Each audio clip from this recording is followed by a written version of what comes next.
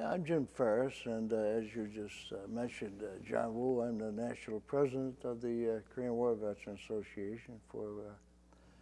I represent the Korean War veterans throughout the United States and its territories. It's quite an honor, I might add. I was born in Auburn, New York in April of 1932. My parents was Frank and Annabelle Ferris, Irish people, not immigrants themselves, but their parents were. Mm-hmm. I grew up in a small neighborhood and went to a small Catholic elementary school, and then on to West High School, which was one of the three high schools in Auburn at that time. The war in Korea began the day I graduated from West High School. When was that? That was on June 25th, 1950. As a matter of fact, we were in the auditorium, and the principal announced over the loudspeaker at that time that the Korean War had broken out. The only thing I can remember about Korea at that time was the war in the Pacific. Occasionally you would hear something about Korea with the Japanese. What happened was that we went on probably for about a year or so without too much happening. Some guys enlisted, of course. I didn't enlist right away. I waited until 1952. And the reason I did that, I guess, was because I knew I was going to get drafted anyways. But I wanted to make sure that I went in the Marine Corps. So I decided that if I want to get in the Marine Corps, I better enlist. So I enlisted. Why Marine Corps? Well, my brother was in the Marine Corps. Oh, your brother? Yeah, my brother was an Iwo Jima Marine in Okinawa and Saipan. He was a flamethrower in Iwo Jima. Tell me about him. What's his name? His first name was Francis. We call him Fritz. Mm-hmm. And he was quite a Marine. Of course, he went in when he was 17 years old. And he eventually he fought in Iwo Jima, Okinawa, Saipan, Palau, several other places. He was a good Marine. And he returned safe? Yeah, he returned. When did he return? Right after the war, 1945. Uh-huh. Mm-hmm. So you have a blood of Marine here in well, your we family. got two anyways, my brother and I. That's it. But I think that's the reason I wanted to go in. I'm not sure. I just thought, well, if I got to go, I want to go in the Corps, so I did. Mm-hmm. And I'm glad I did. I liked the Corps. The Corps was good to me. Mm-hmm. It really was. Mm. It was on April 27th. And 1952. 1952 at the United States Post Office in Auburn, New York, second floor. That's why, I remember very well. And from there, they sent us over here to Syracuse for all our physicals and that sort of thing. And we shipped out of the old train station here on Erie Boulevard. When I got through with boot camp at Paris Island, I was sent to Camp Lejeune, North Carolina, with an engineering battalion. And I served with them for a while. I forget just how long, but anyways. Then they shipped me to Camp Pendleton out in California. Oh. And I was attached to the 3rd Marine Division. I was with the 2nd Marine Division in Camp Lejeune. There was 3 divisions at that time.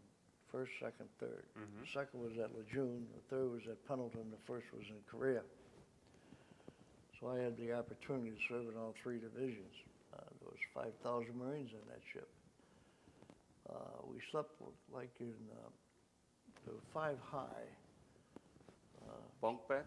No, they weren't bunk beds, they were hammocks. Canvas hammocks like 5 high. And of course, we were down the hole. It was very hot at times, or cold, depending on where you were. But it was pretty bad. It wasn't good. It stunk. A lot of guys got sick. It was not nice. What normally would take 10 or 11 days, it took us 29 days. 29 days? Yeah, well, That's the longest that I ever heard. yeah, I know. It's only a 10 or 11 day trip by boat, but it took us 29 days. We went like this across the ocean. Oh, really? We did run into a storm just beyond Hawaii, a very bad tropical storm that held us up. We had some pretty high waves. So you landed in Hawaii? No, we went past Hawaii. Okay. But just beyond Hawaii, we hit this tropical storm. We had waves 30, 40 feet high. That held us up for a while. Wow. But between that and for whatever reasons, I don't know. I don't know the reasons we did that maneuver. I wasn't privy to that information, but we did that maneuver. It took us 29 days to get to Japan. Well, anyways, we landed in Kobe, Japan, and they met us there with trucks and so forth. And they took, they split the 3rd Marine Division up pretty much then because there wasn't room, one spot for the whole division in Japan. So they split them all up. They sent some up around Tokyo, some up around Nagoya, some in southern Honshu. I ended up in a place called Camp Gifu, which was a Japanese army camp during the war, okay? And we set up headquarters there. And that's when I got attached to G3 and the General Staff. G3, what does that mean? Please explain it for the audience. G3 is infantry operations. G3 plans the operation. There are 5 G sections.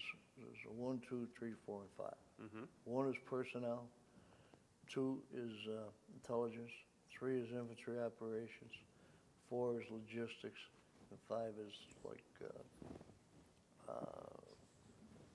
PR type thing. Okay.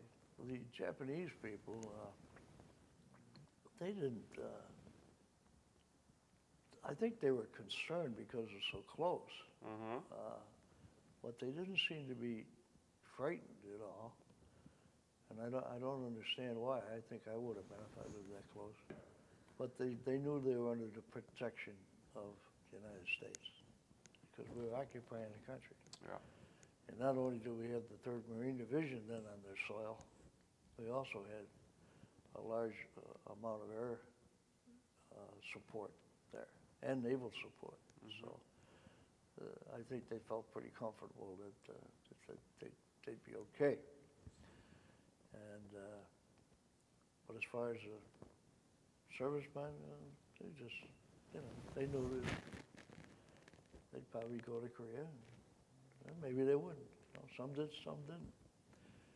You got to realize that only about 10% of the people who serve in the military are combat. We never stayed in one spot very long, okay? We just went in, got the information we needed and left, okay? And shortly after that, they moved the 3rd Marine Division from Japan to Okinawa. And they sent me there as an advance party to set that up as part of the G3. And there was 5 of us that went to Okinawa to start the planning of moving the 3rd Marine Division from Japan to Okinawa. I was attached with an Army regimental combat team at that point, temporary duty they call it, TDY. And I was with the Army 29th Regimental Combat Team. So I was always flown in, either by helicopter or by small plane. So most of it I could see from the air, and of course there wasn't much to see.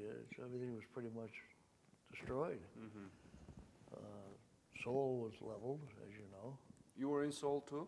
I flew over Seoul. I was never in Seoul itself. I flew over it.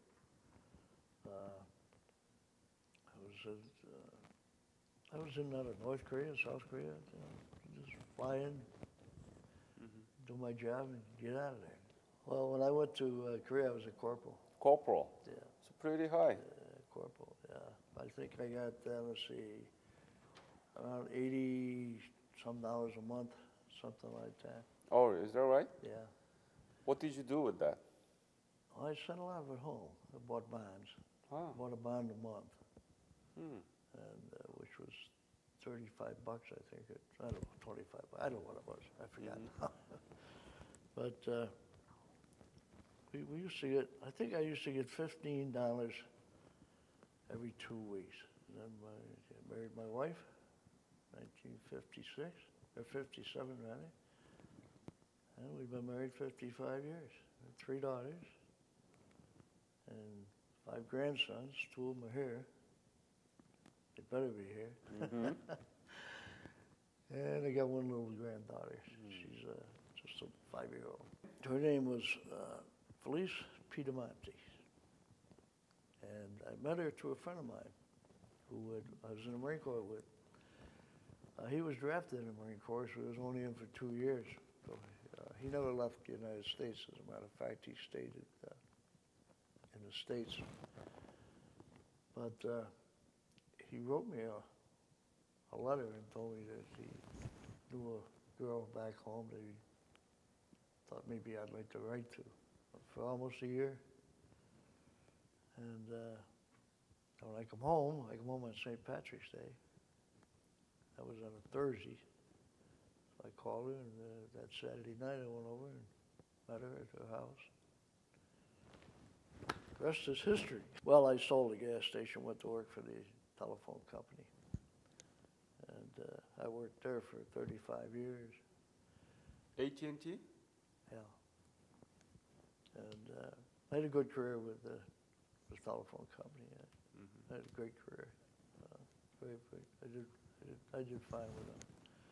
I joined the Guard after some time after I got out of the Marine Corps. I spent 17 years in the Guard.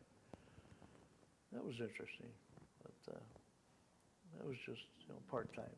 I'm a charter member of the chapter and the national organization.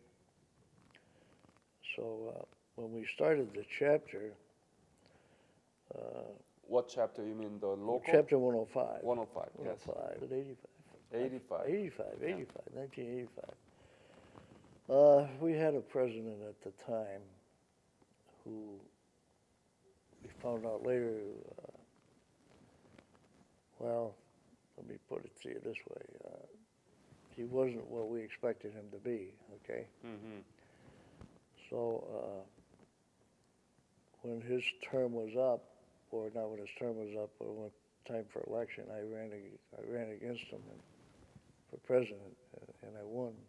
He was the first, but we don't recognize him as president. Okay. You won't see his name on our list as first president. You'll see mine, okay? But in reality, I wasn't. I was the second. Mm-hmm. But according to the records, I'm the first. And so I was chapter commander for 2 terms, I guess. So 4 years? 6 years? Yeah, 4 years, I 4 think. years. And then I ran for state president, and I was state president 10 years. I ran for national director, and I was director for 6 years. And as I say, that overlapped with the state job. And then I was elected second vice president, and then eventually I was elected first vice president, and last June I was elected president. So when you first presented it to us, it just made sense. I couldn't find anything, at first glance to object to. I mean, why wouldn't we want to do something like this? Mm-hmm. I mean, it just sounds to me like the intelligent thing to do. If we can, and I'm devoted to keeping the memory of the Korean War, not the war itself, but what it accomplished, and the memory of the 50-some thousand people we lost. I'm just devoted to to the fact that we can't forget that. This has to go on. Mm-hmm. And this digital memory is one way of doing it. Digital memorial, I should say, is one way of doing it. So I have no objections to it as national president. I think I've told you, and I really reiterate that right now, that as long as I'm president, you're welcome to come to any one of our conferences and promote your program. Thanks to your support, I'm doing this, and I'm, Yeah. many Korean War veterans are asking me to come down their own chapters now. So, Well, that's what we want to. That's what I want to hear. I'm glad they're doing that because they should do it. They should. I really appreciate your support and your yeah. leadership on this. You're welcome. So, do you think that the Korean War veterans likes this project? Well, Like I think this they project? do. And all of those that I've spoke to, that you've interviewed, has been very happy with it. Extremely happy with it. As a newly elected president, what is your vision? What is your policy? What you want to do? What is your dream as serving as president? Well, I have made it very clear that we've got to enlist or recruit all of the men and women that have served in Korea since 1945. Mm-hmm. No doubt about it. After the war. After the war. Yeah. Why? Because they can carry on the traditions. They can carry on the memories. Legacies. They have been there. They know Korea. They know what the Korean people went through. They know what the American soldiers went through. And, we're unlike the Vietnam War. Mm-hmm. Unfortunately, and don't get me wrong, I'm not criticizing the Vietnam veterans or anything about the Vietnam War, but when that war ended, it ended. And there was nobody left there but the Vietnamese. Mm-hmm. Well, when we had a ceasefire in Korea, we kept 35,000 troops there. Day after day, year after year for 60 years, right on the DMZ, or nearby the DMZ, but in protection of South Korea. And there was never an end to the war. As far as I'm concerned, they're Korean War veterans. And they should be part of us, and they should continue the legacy that we've begun. Mm-hmm. So that's my main mission, is to make sure that we get these people involved. I'm working on it diligently. I'm spending money. I've got people. Matter of fact, I've got a man I just heard from on the way over here in my car, Sonny Edwards. He's down in Florida at the racetrack down there. Over 100,000 people down there. And he has a recruiting booth set up there. Wow. Recruiting Korean War veterans that are going to the races. Not only guys my age, but guys who served in Korea. Mm-hmm. I'm doing the same thing this summer at the VFW convention. They've allowed me to put a booth there. So I'm working on it. Mm-hmm. I'm spending some money. And I've got some good people working on it. So. Any other focus or your No, concerns? that's my biggest thing. And of course, I have to worry being in charge of national organization, and it's a corporation as well. I gotta consider the financial end of the business as well, and take care of that. But I'm working on that all. I made a presentation at St. Louis annual convention of this year about how we can continue to carry the torch of legacy of Korean War veterans. And my idea was to activate our own descendants, our grandchildren or great-grandchildren, and let them involve in what we are doing. And so I made a presentation about Korean War veteran legacy project, right? And did you like it at the St. Louis convention? Yeah, I think it's a great idea. I really do. I think the kids I think that they're going to enjoy it. I really do. We invited your 2 grandsons, right? That's right. Why don't we Get 'em up ask here. them to come up to the podium? I'm Nick Dunham. I go to Jamestown Community College in Olean. I was born in Syracuse, New York, 1993. So how old are you now? 19. What do you study? I was studying mechanical engineering, so hopefully gonna like design some cars one day. Oh, Yeah, that's what I'm planning on. that's your dream? Yeah, Oh, what kind of car you want to design? anything that's fast. I'm Adam Segun. I go to Baldwinsville. I'm a freshman in high school. I was born in 1997. I'm 14 years old.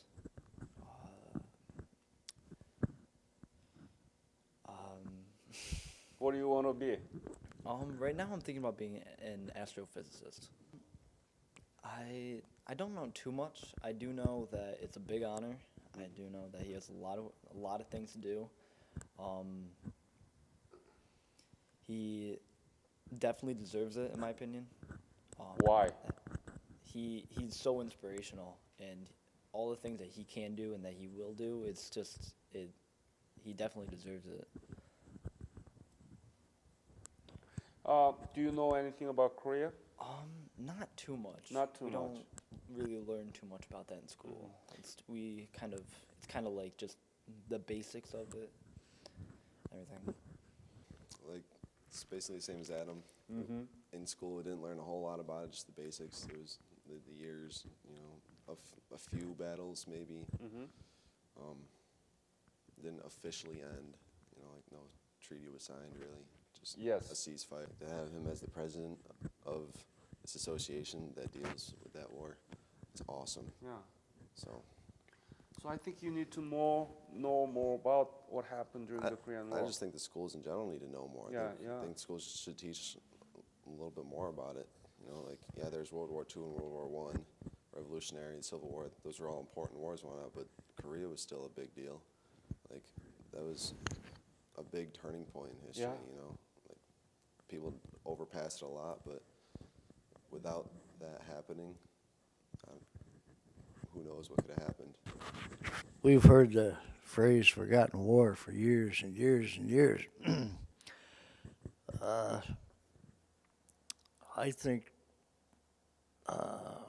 I think that as Korean War veterans, I don't think we care if you forget the war or not. You can forget the war. Mm-hmm. I would hope you would. Yeah, we I want would hope to. everybody Yeah. would. All we care about is you don't forget the 54,000 people that were killed because of that war, Mm-hmm. or the 108,000 that were wounded because of that war, or the other 8 or 9,000 we don't know where they are. Don't forget those. You can Yes. forget the war. Yeah. We don't need the war. The war hopefully will be forgotten someday by those that were in it. Okay, and those especially, it's not just American Korean War veterans. Just think of all the Koreans that were killed, both North and South, Yep. and the Chinese. They had parents too, and grandparents, just as well, just as we did. And millions of them were killed in 3 years. It was not a small war. Mm-hmm. I don't know what the casualties were for the Chinese communists or the North Koreans. I don't really know. Somebody has told me, but I've forgotten. But it's in the millions. Yep. It's in the millions. South Korea. Tell me, John, how many people did you lose in South Korea? Do you know? Including civilians is more than 2 million, 3 million. I feel it's important that to put this organization, like what you're doing now, on the website, so the world can see it. Mm-hmm. Because there's a lot of people that probably in Europe or something, little kids, that they don't know anything about the Korean War because they weren't involved in it, or the country wasn't involved. But to have this up on a website for all of the world to see, it can become bigger. It gets more than just the veterans involved, but how it affected the younger generation of those veterans. Did you look at the Korean War Veteran Digital Memorial? I did. You did? That was pretty cool. I saw a lot of pictures, and a couple of them are a little surprising, but other of them, it just shows a lot. That, it was quite the place. It wasn't just it just wasn't some paradise place Yeah. that it is today, with all the economy being amazing and whatnot. But then it was war.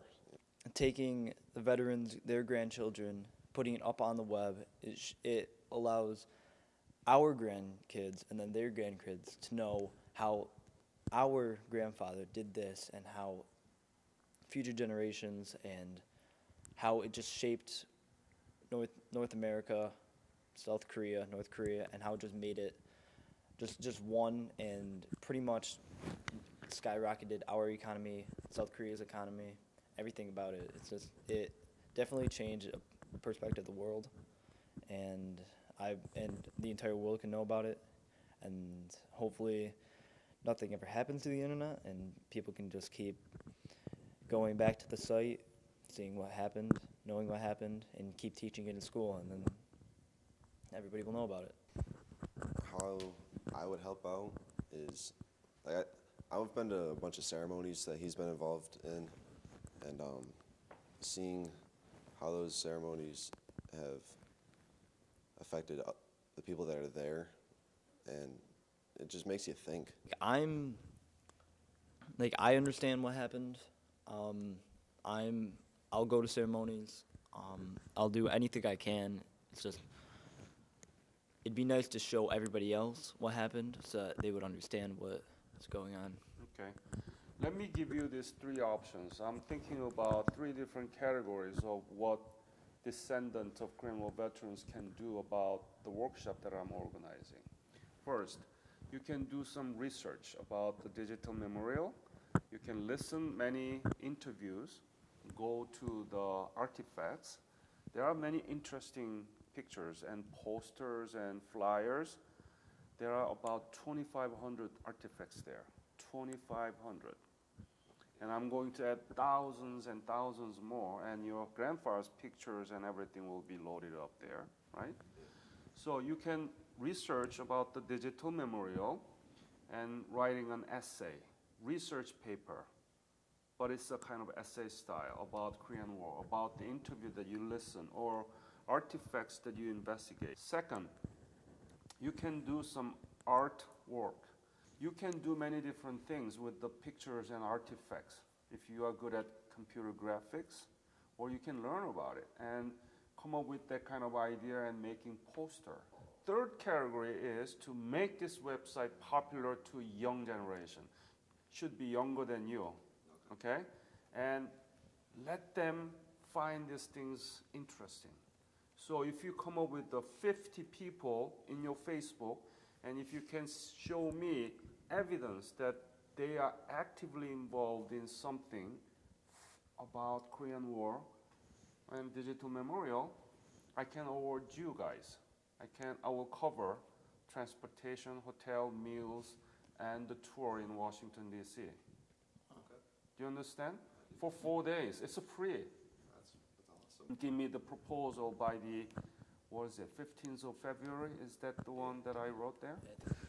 I have a lot of friends that are like history majors, and I know that they'll be interested in it. And a lot of friends like little brothers or something. I can get that out, get the word out, and get products out, whatnot. I'm taking an art class in school. Well, as you know, I'll be there because this is the biggie, the 60th, and we got some big plans. Mm-hmm. And I'm going to Washington in a couple of weeks to begin those plans with the Department of Defense. I'll be meeting with General Sharp and Colonel Clark and Ambassador Che and a few other people. So we're on our way as far as putting this July 27th thing together. Mm-hmm. And one way or the other, I was going to have these boys down there, okay? I was going to invite my whole family. In fact, I am going to invite my whole family. So one way or the other, they're going to be there, okay? And I know if they told you that they're going to do it, they're going to do it, because I know these boys, and they're pretty good kids. When I got off this plane at Seoul, or Incheon rather, and we drove up. We were very fortunate when we got off, my wife and I, when we got in the airport in Incheon. It's quite a ride from Incheon to Seoul. Huge cranes building high-rise after high-rise. Everything's new in Korea, so it's beautiful. Nothing's old. Well, there are some old. There's some old temples left. There's a few few old homes left here and there, but not too many. When you look at Korea today, you can't be sorry that you were there, or that you helped in any way, whether you're there or not. Whether you were in Miami, as a Marine in Miami through the whole thing, or a soldier in Alaska, it doesn't matter. You were helping. So and I think they all are happy that they did so. What is your message or lesson that you want to share with the future generation, including your own, about the war that you participated? Well, war, any war, whether you're involved in it or not, is a terrible thing, and it shouldn't happen. The war we've got going on in Afghanistan now and Pakistan and wherever else, they pop up all over the place all the time. We're always at war. It seems that we've been at war since the beginning of time. And I would hope that someday it just wouldn't be anymore. Really, there's no sense to war. War makes no sense at all. Nobody gains from them that I know of. So I would hope that the younger generation, I don't want to be afraid to go to war. They've got to be able to protect us and be willing to protect us. But I want them to hopefully build a world that we won't have to go to war. You've been watching him working as a leader of Korean War Veteran Association. Did he tell you about Korean War? He told me parts of it, and he always took me with him whenever he went, like, where he had to go see the troops here and, you know, guide them along their way. He always had me come with him, and I'm proud of him. So now he is the national president. I know that. Yeah, and you had the breakfast with the But the first lady and the Michelle president. Obama, right? Oh my gosh. Yeah, how was it? It was awesome. I mean, how many people get to do that, to sit there with the president, you know? It was awesome. So you made the right decision to marry him, the Red Irish, right? I have to tell you, my mother always told me. My parents loved him when they met him because he was just a nice guy. My mother said to me, "He's too good for you." Ah, My mother. oh my goodness. So what did you eat there? Where? At the White House. Oh, at the White House. I can't Breakfast. I can't remember. Oh, it was beautiful. We didn't see that much of the White House, actually. No. We're in the dining room, which is immense, and beautifully decorated, of course, you know. But we didn't go through the whole house, no. But it was very nice, exceptionally nice. Phyllis, you were in Korea with Jim, right? How was it?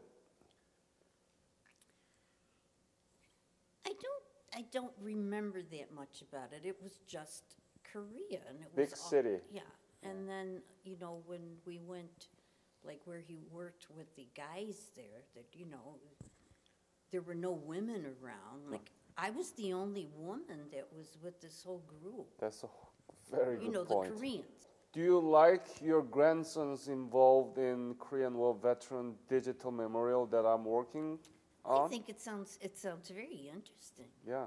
And I think it was a nice idea to see if they'd like to see what their grandfather did, accomplished, you know. Just to close it up, John Woo, I'm very happy and proud to have met you and your family, your wife. I've met your wife and your daughters. They're wonderful, and all the young people that you brought into the Korean War Veterans Association along with you. And I want you to know that all the Korean War veterans in the United States appreciate what you're doing, and I can speak for them, believe me.